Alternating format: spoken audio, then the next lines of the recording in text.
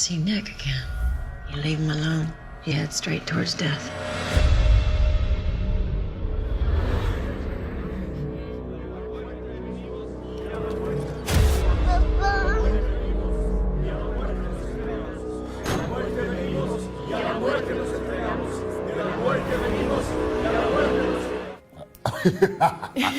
That's a good question. That's a good question. Yeah. I think we thought it was a good idea going on the water. You know, you think that like, okay, cool, we're gonna leave LA, we're gonna get on this boat, and we have some locations to get to.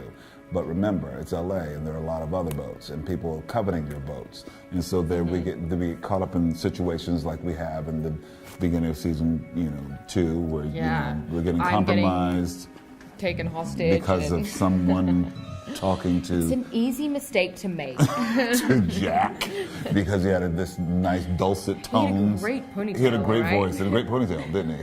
He had a like a little man bun. No, man bun. Man bun? Man bun. Yeah, so because we're on the boat, we got compromised by guys So with in man short, I buns. think we thought it was a great idea, but maybe not so much. Maybe it's time to get off. But I mean, it was cool being on the boat. That's new for this universe in general. Like, we haven't seen that in The Walking Dead. It was new for us, and it definitely gave people a different perspective. Yeah. I'm very comfortable with my role. I like the idea that people may think that I don't know if any person who if the audience think he's a bad guy, if a person actually thinks he's a bad guy. I think that Victor Strand is a complicated guy. He's an enigma wrapped in a conundrum. Wrapped in cash. Ooh. Exactly. Wrapped in Ralph Lauren. Wrapped in Ralph Lauren. So that's good. But I think that I'm very comfortable with playing a character like him. He's someone who's very surprising. I love his sense of humor. And I think that he actually has, he's more there's so much more than meets the eye. And I think the he's moment protecting himself. The moment you get a sense of that, and I think that sometimes Victor, he's in control of what he'll let you see and when he'll let you see it. But he's been challenged lately when things are just revealed, and then so he has no control over it. So that is something, and it's complicated, and something he's going to have to continue to examine and deal with as we move on in the series.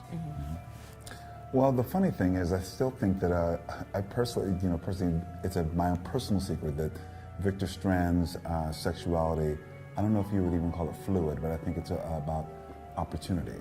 And so I think that I think it's easy to say that a character is gay and then just say, okay, that's who he is. But I think that like even in the very beginning, season 1, Victor Strand, Abigail, and Dave Erickson told me Abigail was my daughter. And then that changed in the writing room. They decided, okay, Abigail is going to be your partner.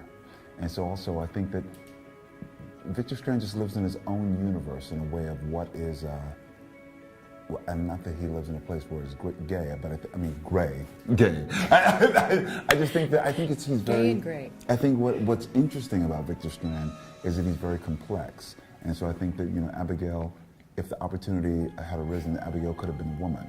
You know what I mean? Abigail could have been whatever served him in the moment. And so I think that that's interesting. It's definitely and an also, opportunist. he's an opportunist, but I also think that because sexuality is so, I don't know, it's a bit more complex.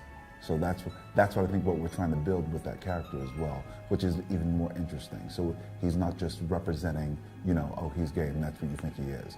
In this moment, you saw him in a same-sex relationship, but he could evolve and do many things, and that's what's interesting to me.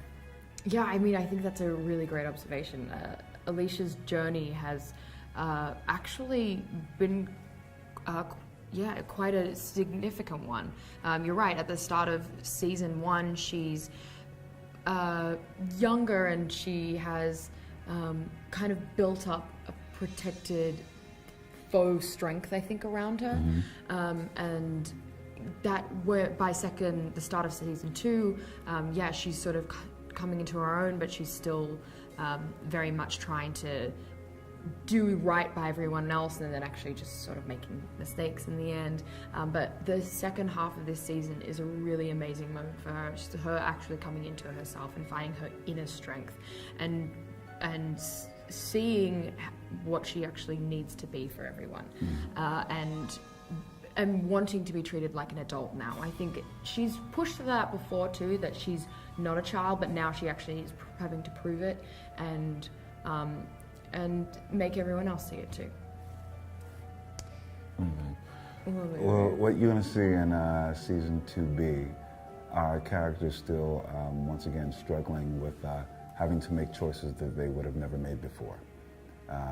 Going to some of the darkest places, forming new alliances and new bonds. I think people are trying to secure new homes and figure out exactly what is that. Yeah. Is it we're meeting new people. Meeting new people. There's lots of new people that we're groups. meeting. And we're also more fractured than ever. So there are different Separate characters having their own separate journey. Someone locked this place down. Where are they now? Friends say you were walking with the dead. Safety in numbers. You are foolish. Death is not to be feared, but it shouldn't be pursued.